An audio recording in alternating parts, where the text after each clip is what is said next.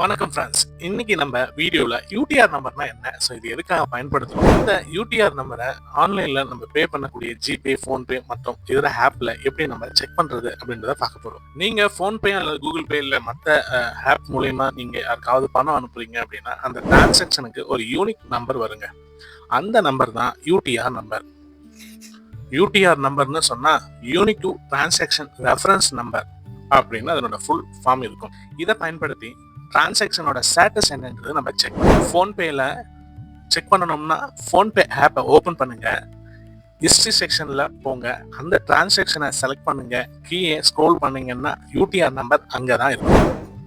Google பேல check பண்ணணும்னா Google Pay open பண்ணுங்க, அந்த பேமெண்ட் ஹிஸ்ட்ரியில் போங்க, டிரான்சாக்ஷன் டீட்டெயிலில் யூடிஆர் அல்லது பேங்க் ரெஃபரன்ஸ் நம்பர்னு காட்டும்.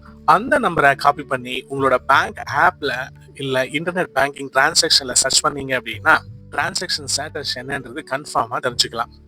அதாவது டிரான்சாக்ஷன் பெண்டிங்கா, சக்சஸா, ரீஃபண்ட் ஆயிடுச்சா எல்லாம் இதுல தெரியும். இந்த தகவல் உங்களுக்கு யூஸ்ஃபுல்லா இருந்துச்சு அப்படின்னா இந்த வீடியோக்கு ஒரு லைக் பண்ணுங்க, உங்களோட ஃப்ரெண்ட்ஸோட ஷேர் பண்ணுங்க, அப்புறம் மறக்காம நம்ம சேனலை சப்ஸ்கிரைப் பண்ணுங்க.